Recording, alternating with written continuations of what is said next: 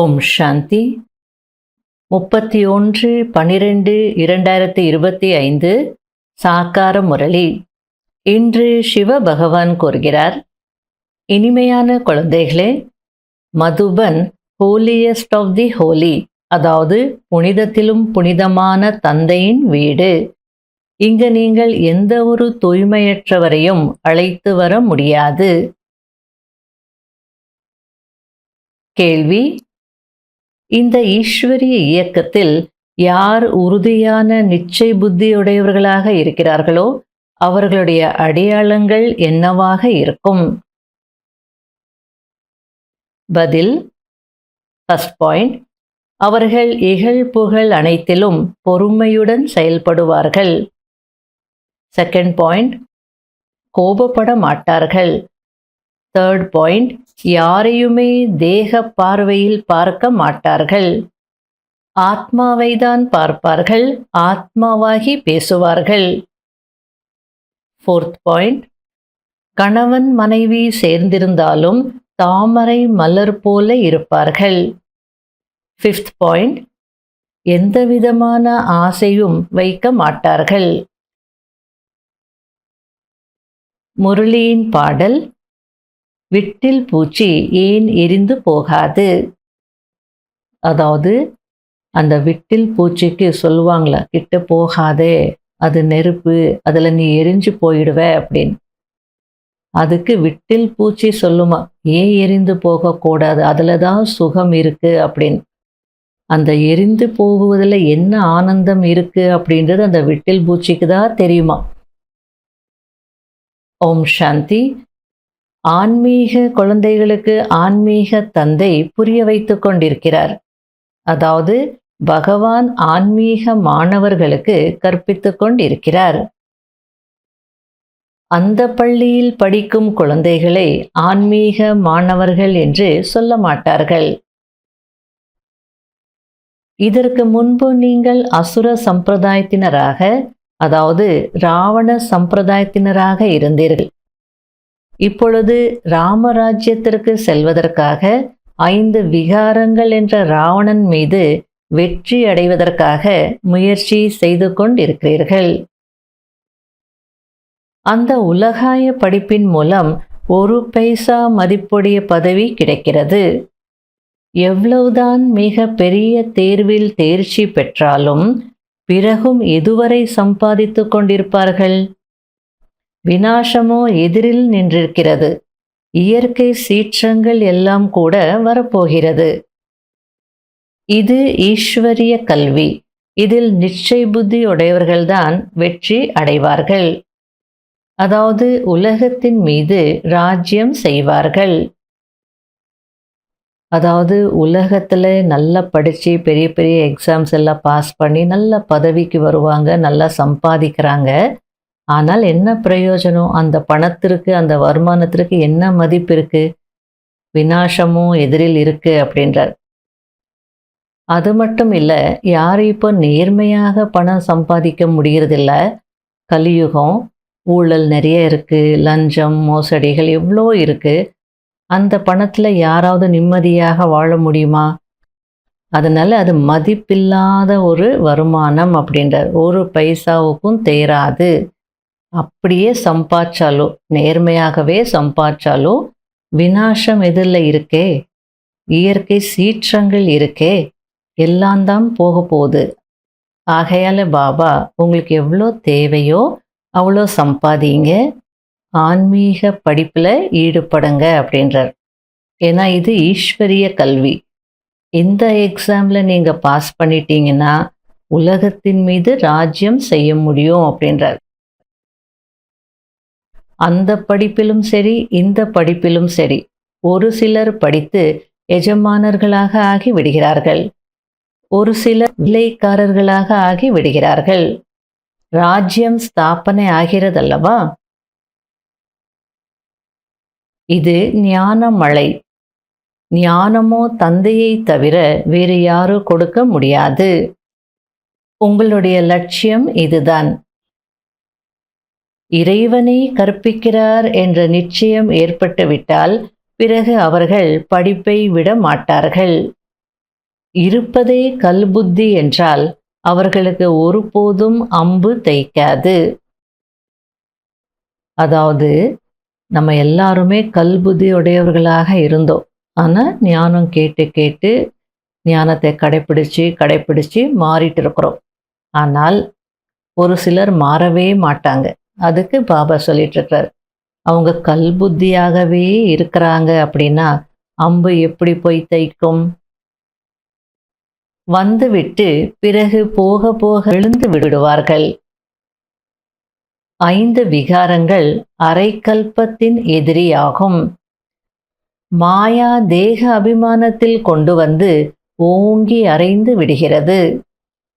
பிறகு ஆச்சரியப்படும் வகையில் கேட்டார்கள், சொன்னார்கள், பிறகு ஓடிவிடுபவர்களாக ஆகி விடுகிறார்கள். மாயை மிகவுமே கொடியது. ஒரு அறை அறைந்து விழவைத்து விடுகிறது. தந்தைக்கு படகோட்டி என்றும் சொல்லப்படுகிறது. நீங்கள் படகுகளாக இருக்கிறீர்கள். அனைவருடைய படகுகளையும் கரையேற்றுவதற்காக படகோட்டி வந்திருக்கிறார். சத்தியத்தின் படகு ஆடும் அசையும், ஆனால் மூழ்கிவிடாது என்று சொல்லவும் செய்கிறார்கள். அதாவது நம்ம வாழ்க்கை என்ற படகை பாபாவுக்கு ஒப்படைச்சிட்டோம். பாபா படகோட்டியாக இருக்கிறார். ஆகையில எந்த கவலை இல்லாம கவலையற்றவராகி நிச்சய புத்தியுடையவராகி இருக்கணும். இடையில ஆடும் அசையும், ஆனால் மூழ்காது. அந்த அளவிற்கு படகோட்டி தந்தையின் மீது நிச்சயம் இருக்கணும். யாரு இந்த படகின் படகோட்டி? யாரு? எப்படி மூழ்க முடியும்? அந்த மாதிரி ஒரு உறுதி மனதிற்குள்ள இருக்கணும். இவை அனைத்துமே அழிந்து போக போகிறது. இதையும் அனைவரும் புரிந்து கொள்வார்களா என்ன? கேட்கிறார்கள் என்றாலும் கூட ஒரு காதால் கேட்டு இன்னொரு காதால் வெளியேற்றி விடுகிறார்கள். தாரணை செய்வதும் இல்லை, செய்விப்பதும் இல்லை. இதுபோல ஊமைகள் செவிடர்கள் கூட நிறைய பேர் இருக்கிறார்கள். அதாவது செவிடர்கள் அப்படின்னா அவங்களால கேட்க முடியாது. ஊமைகள் அப்படின்னா அவங்களால பேச முடியாது. அதுபோல யாரெல்லாம் ஞானத்தை கேட்டு தாரணை செய்யறது இல்லையோ, செய்விக்கிறது இல்லையோ, அவங்க கேட்காதவர்கள் போல செவிடர்கள், பேசாதவர்கள் போல ஊமைகள் அப்படின்னு சொல்லிட்டு இருக்கிறார். குழந்தைகளே, இப்பொழுது தெய்வீக குணங்களை தாரணை செய்யுங்கள் என்று தந்தை கூறுகிறார். சட்டத்திற்கு புறம்பான எந்த ஒரு காரியத்தையும் செய்யாதீர்கள். அதாவது குணங்களை அமிர்தத்திற்கு ஒப்பிடலாம். ஒரு அமிர்தம் நிறைந்த பாத்திரத்துல ஒரே ஒரு சொட்டு விஷம் நீங்க போட்டீங்கன்னா, அப்ப அந்த மொத்த அமிர்தமும் என்ன ஆயிடுது? விஷமாக மாறிடுறது. ஒரு சொட்டு விஷத்திற்கு அவ்வளோ பவர் இருக்கு. அதனால்தான் நேற்று கூட பாபா காம குரோதத்தின் விதை விதைக்காதீங்க, தேக அபிமானத்தின் விதை விதைக்காதீங்க அப்படின்றார். ஏன்னா மொத்தமும் வீணாயிடும். அதுபோல சட்டத்திற்கு புறம்பான ஒரு காரியத்தை செய்தால் கூட எல்லாமே வேஸ்ட் தான். 1 பைசா திருடினாலும் திருடன்தான், 1,00,000 திருடினாலும் திருடன்தான். நான் ஒரே ஒரு தவறுதனை செய்தேன் அப்படின்னாலும் தவறுதான். நான் 99% உண்மையாக இருக்கிற 1% தான் அப்படின்னு சொல்றதுக்கு இங்க சான்ஸே இல்லை. ஆகையால பாபா சட்டத்திற்கு புறம்பான எந்த காரியத்தையும் செய்யாதீங்க அப்படின்றார். இகழ் புகழ் என அனைத்திலும் பொறுமையை கடைபிடிக்க வேண்டும். கோபம் வரக்கூடாது. நீங்கள் எவ்வளவு உயர்ந்த மாணவர்கள்! பகவான் தந்தை கற்பிக்கிறார், நேரடியாக கற்பிக்கிறார். ஆனாலும் நிறைய குழந்தைகள் மறந்து விடுகிறார்கள். ஏனென்றால் சாதாரண உடல் அல்லவா? அதாவது சிவபாபா இந்த சாதாரண பிரம்மாவனுடைய உடல்ல வந்திருக்கிறதுனால அந்த மகத்துவத்தையோ முக்கியத்துவத்தையோ நீங்க உணர்றதில்லை அப்படின்னு சொல்லிட்டு இருக்கிறார். இப்பொழுது தந்தை ஆத்மா அபிமானி ஆகுங்கள் என்று கூறுகிறார். ஆத்மாதான் அனைத்தையும் தாரணை செய்கிறது. உண்பது, அருந்துவது எல்லாமே ஆத்மாதான் செய்கிறது. தந்தைக்கோ அபோக்தா, எதையும் அனுபவிக்காதவர் என்று சொல்லப்படுகிறது. அவர் நிராகாரமானவர். குழந்தைகள் மிகுந்த குஷியில் மூழ்கி இருக்க வேண்டும். அனைத்தும் இருக்கிறது, எந்த ஒரு ஆசையும் இல்லை. இந்த நிலையில இருக்கணும் அப்படின்றார். எல்லாமே உங்களுக்கு கிடைச்சிருக்கு, ஆகையால திருப்தியாக இருந்து குஷியா இருங்க அப்படின்றார். போன கல்பத்தை போலவே நம்முடைய அனைத்து விருப்பங்களும் பூர்த்தியாகி விடுகிறது என்பதை அறிந்திருக்கிறீர்கள். எனவே வயிறு நிரம்பி இருக்க வேண்டும். யாருக்கு ஞானம் இல்லையோ அவர்களுக்கு வயிறு நிரம்பி இருக்குமா என்ன? அதாவது எது இருக்கோ இல்லையோ, ஞானம் கிடைச்ச பின்னாடி நம்ம திருப்தி அடைகிறோம். அதாவது வயிறு நிரம்பிடுறது அப்படின்றார். ஞானத்துக்கு வந்த பிறகும் ஞானத்தை சரியா புரிஞ்சுக்கல, தாரணை செய்யல அப்படின்னா அப்போ மற்ற ஆசைகள் இருக்கதான் செய்யும். வயிறு நிரம்புமா என்ன அப்படின்னு கேட்கிறார். ஆகையால் தான் குஷி போன்ற டானிக் வேறு எதுவும் இல்லை என்று சொல்லப்படுகிறது. ஜென்ம ஜென்மாந்திரத்திற்கு ராஜ்யம் கிடைக்கிறது. ஆனால் வேலைக்காரர்களாக ஆக போகிறவர்களுக்கு அந்த அளவிற்கு குஷி இருக்காது. ஆகையால் முழுமையாக மகாவீரர் ஆக வேண்டும். மாயாவால் அசைக்க முடியக்கூடாது.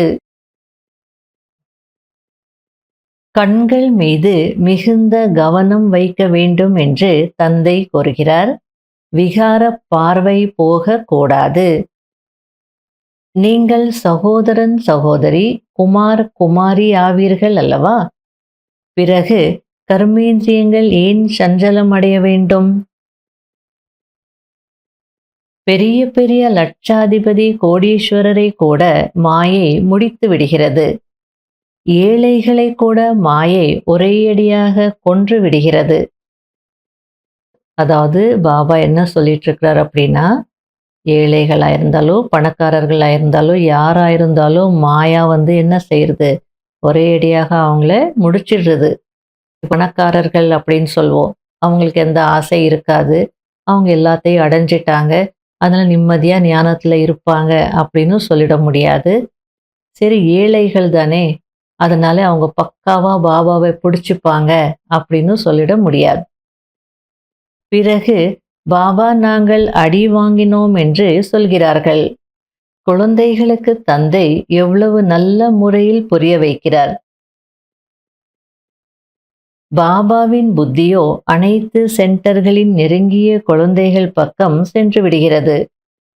நெருங்கிய குழந்தைகள் இங்கு வரும்போது பிறகு இங்கே பார்க்கிறேன், இல்லை என்றால் வெளியில் இருக்கும் குழந்தைகளை நினைவு செய்ய வேண்டி இருக்கிறது. பாருங்க, யஜ்யத்திற்கு நெருக்கமான குழந்தைகள் அப்படின்னா மதுபன்ல இருந்துகிட்டே பாபா அந்த நெருங்கிய குழந்தைகளை நான் நினைக்கிறேன்னு சொல்றார்.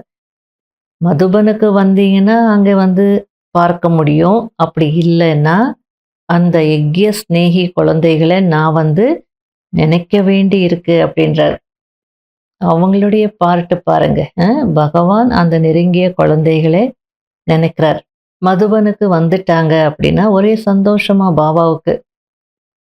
அவர்களுக்கு முன்பு ஞான நடனம் ஆடுகிறேன்.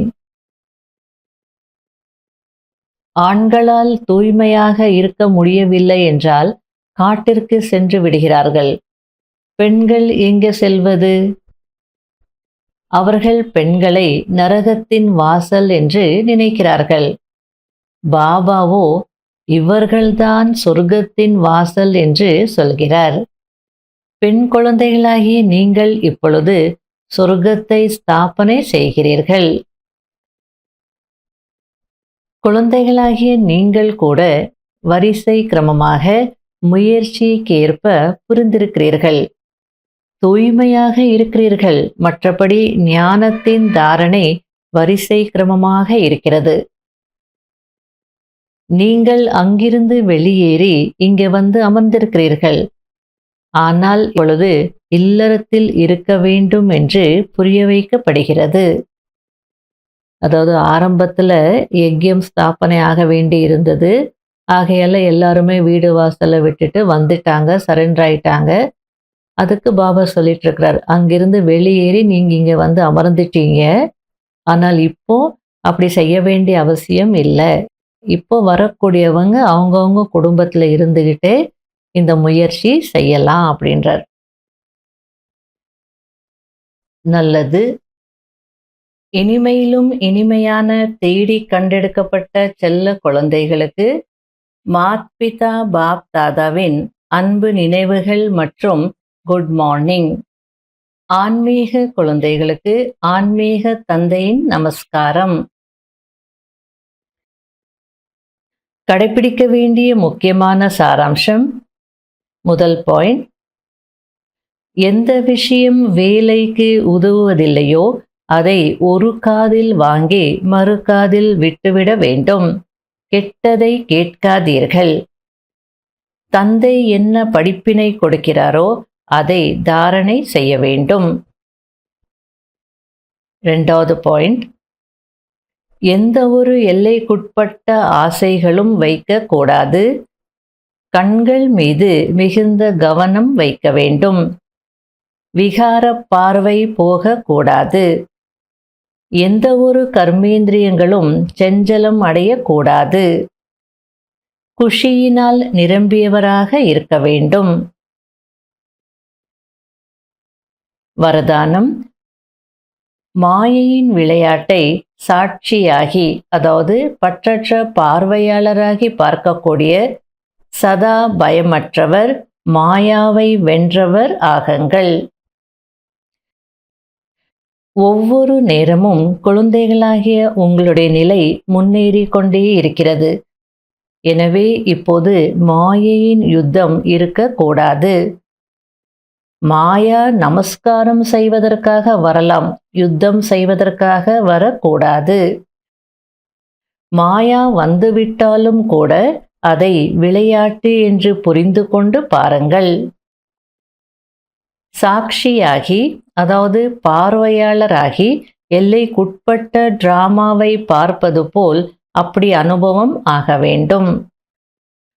மாயாவின் எப்படிப்பட்ட பயங்கரமான ரூபமாக இருந்தாலும் நீங்கள் அதை விளையாட்டு பொம்மை மற்றும் விளையாட்டு என்று புரிந்து கொண்டு பார்த்தீர்கள் என்றால் மிகவும் ஆனந்தமாக இருக்கும்.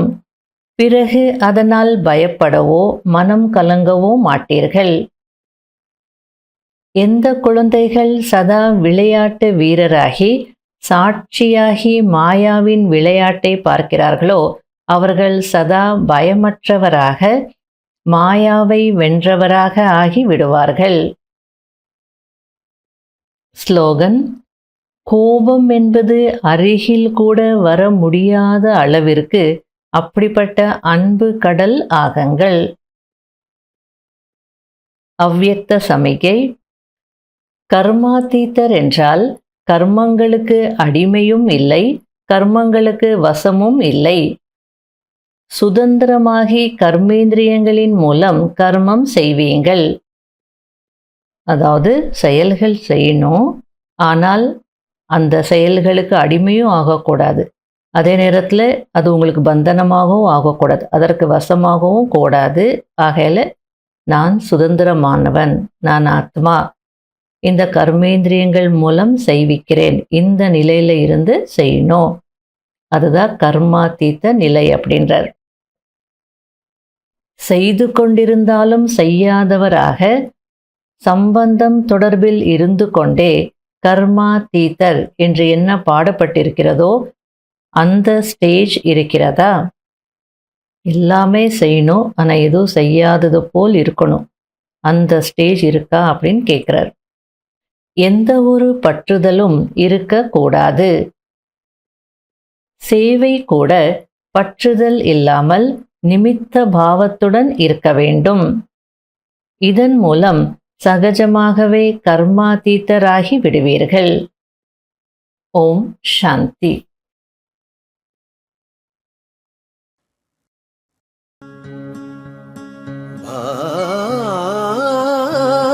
பாபா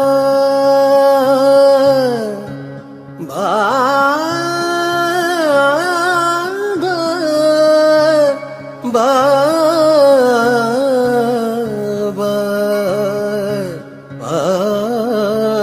பாபா பாபா.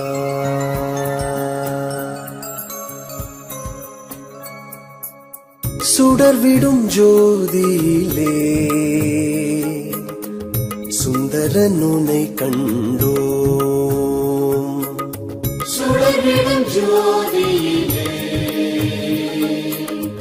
சுந்தரன் உன்னை கண்டோம். ஊனுயிரை மனம் மறந்து உன்னையே நினைந்திருப்போம். உன் உயிரை மனம் மறந்து உன்னையே நினைந்திருப்போம்.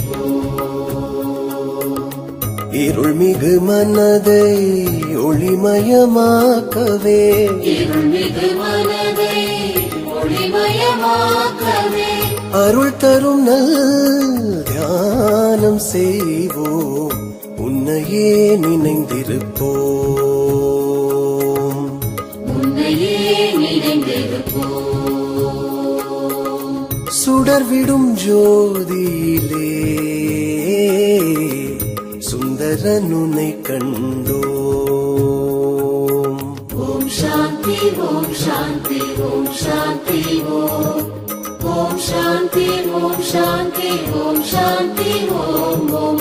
ஓம் சாந்தி ஓம் சாந்தி ஓம் சாந்தி ஓம். ஓம் சாந்தி ஓம் சாந்தி ஓம் சாந்தி ஓம்.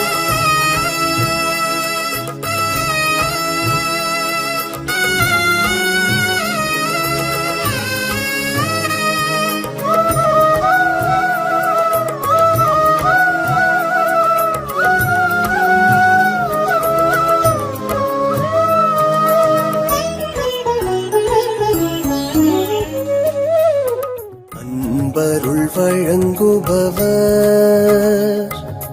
ஒப்பில்லாத ஒளியவர். அண்ட சகாசரமாய் உருவான முதல்வன். சித்தத்திலே சிவனின் திருவருள் நிறையவே சித்தத்திலே சிவனின் திருவருள் நிறையவே ஞானத்தை அடையும் தத்துவம் காண்போமே. தத்துவம் காண்போமே. சுடர்விடும் ஜோதியிலே சுந்தரன் உன்னை கண்டோம். சுடர்விடும் ஜோதியிலே சுந்தரன் உன்னை கண்டோம். ஊனுயிரை மனம் மறந்து உன்னையே நினைந்திருப்போம். உன் உயிரை மனம் மறந்து உன்னையே நினைந்திருப்போம். இருள்மிகு மனதை ஒளிமயமாக்கவே இருள்மிகு மனதை ஒளிமயமாக்கவே அருள் தரும் நல் தியானம் செய்வோம். உன்னையே நினைந்திருப்போம். உன்னையே நினைந்திருப்போம். சுடர்விடும் ஜோதியிலே சுந்தரன் உன்னை கண்டோம். ஓம் சாந்தி ஓம் சாந்தி ஓம் சாந்தி ஓம். ஓம் சாந்தி ஓம் சாந்தி ஓம் சாந்தி ஓம் ஓம். ஓம் சாந்தி ஓம் சாந்தி ஓம் சாந்தி ஓம். ஓம் சாந்தி ஓம் சாந்தி ஓம் சாந்தி ஓம்.